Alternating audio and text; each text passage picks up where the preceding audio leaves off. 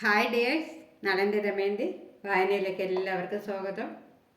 ഈ ബുക്ക് എഴുതിയിരിക്കുന്നത് ആനന്ദ നീലകണ്ഠൻ, ട്രാൻസ്ലേറ്റ് ചെയ്തിരിക്കുന്നത് പ്രിയരാജ് ഗോവിന്ദരാജ്. ഇന്നത്തെ വായനയിലേക്ക്. ശബ്ദമുണ്ടാക്കാതെ അവരുടെ സംഭാഷണം ഒളിച്ചു കേൾക്കുകയായിരുന്ന ഹേമാങ്കന് അത്രയും കേട്ടാൽ മതിയായിരുന്നു. കിറുക്കനായ ഒരു വൃദ്ധന്റെ ദാസ്യത്തിലാണ് നളൻ എന്നവൻ മനസ്സിലാക്കി. അതിനർത്ഥം പറഞ്ഞ സമയത്തിനുള്ളിൽ ദമയന്തിയെയും നളനെയും ഒന്നിപ്പിക്കാൻ കഴിയില്ല എന്നല്ലേ. മനുഷ്യരാശിയെ രക്ഷിക്കാനുള്ള തൻ്റെ ദൗത്യം ഇതാ തവിടുപൊടിയായിരിക്കുന്നു. കലിയല്ല, മറിച്ച് നല്ല ഭക്ഷണവും മദ്യവും പൊട്ടിച്ചിരിയും മാത്രമാണ് ജീവിതത്തിൽ അത്യന്താപേക്ഷിതം എന്ന് വിശ്വസിക്കുന്ന കുലീനനും അരക്കിറുക്കനുമായ ഒരു രാജാവാണ് അതിന് വിലങ്ങുതടിയായി നിൽക്കുന്നത്. തുലൈ വിഡ്ഢികളെ, ഹേമാങ്കൻ മുരണ്ടു. ഈ ഭൂമുഖത്ത് നിന്നു തന്നെ നിങ്ങളെ തുടച്ചു നീക്കി ഇവിടം അങ്ങോട്ട് ശുദ്ധിയാവട്ടെ.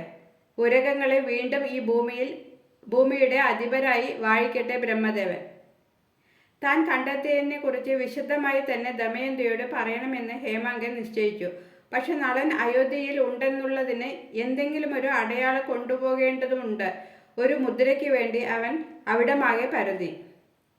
എതിരാളികളെ തോൽപ്പിച്ച് തൻ്റെ മധുര സമ്മാനം സ്വന്തമാക്കിയ ഒരാൾ അവരെയൊക്കെ ഒരു കൈകൊണ്ടകറ്റി മറുകൈ കൊണ്ട് ആ മധുരം വായിലേക്ക് വെക്കാൻ തുനിയുകയായിരുന്നു. ഹേമാങ്കൻ താണു പറഞ്ഞ് ആ മധുരം കൊക്കിലൊതുക്കി ആകാശത്തേക്ക് കുതിച്ചു പാഞ്ഞു. നിരാശനായ ആ മനുഷ്യൻ കോപിഷ്ഠനായി മുഷ്ടി ചുരുട്ടി ആക്രോശിച്ചു.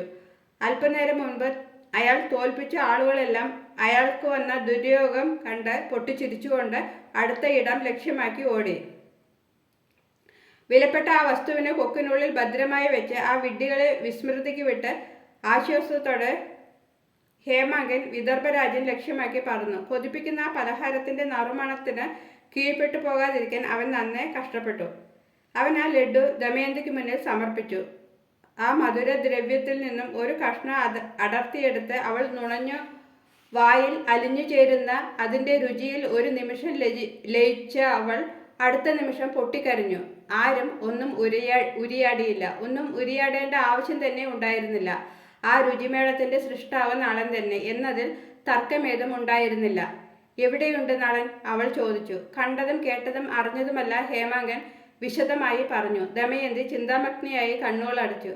തൻ്റെ പ്രിയപ്പെട്ട കുശിനിക്കാരൻ ആ രാജാവ് എന്നെങ്കിലും വിട്ടുതരുമോ എന്നെനിക്ക് സംശയമുണ്ട്, ഹേമാങ്കൻ പറഞ്ഞു. കണ്ടതും കേട്ടതുമൊക്കെ വെച്ച് ചിന്തിച്ചു നോക്കിയാൽ സ്വന്തം രാജ്യം കളയേണ്ടി വന്നാലും നളനെ അയാൾ വിട്ടുതരില്ല എന്നാണ് എനിക്ക് തോന്നുന്നത്. ഇനിയൊരു പക്ഷേ ഒരു ഭീമൻ പാരിതോഷികത്തിനു മുന്നിൽ അടിയറവ് പറഞ്ഞ് അദ്ദേഹം നളനെ വിടാമെന്ന് സമ്മതിച്ചാൽ തന്നെയും നിനക്ക് ലഭിച്ച സമയം തീരാൻ ഇനി വെറും 3 ദിവസങ്ങൾ കൂടിയേ ബാക്കിയുള്ളൂ താനും.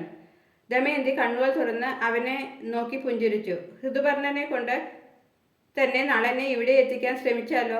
എങ്ങനെ? ഹേമാങ്കൻ ചോദിച്ചു. തൻ്റെ മനസ്സിലുള്ള ആശയം ദമയന്തി പങ്കിട്ടപ്പോൾ ഹേമാങ്കൻ പറഞ്ഞു. പക്ഷേ ഇത് വല്ലാത്ത അപകട സാധ്യത നിറഞ്ഞതാണ് ദേവി. ഇത്രയും ചുരുങ്ങിയ സമയത്തിനുള്ളിൽ ഇവിടെ എത്താൻ അവർക്ക് സാധിക്കുമെന്ന് തോന്നുന്നില്ല.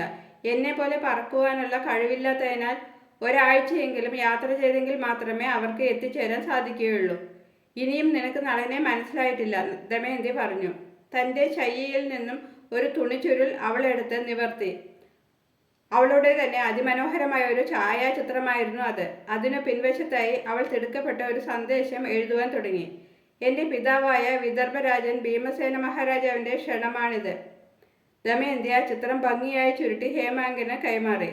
ഇതെന്തിനാണ്? ഹേമാങ്കൻ ചോദിച്ചു.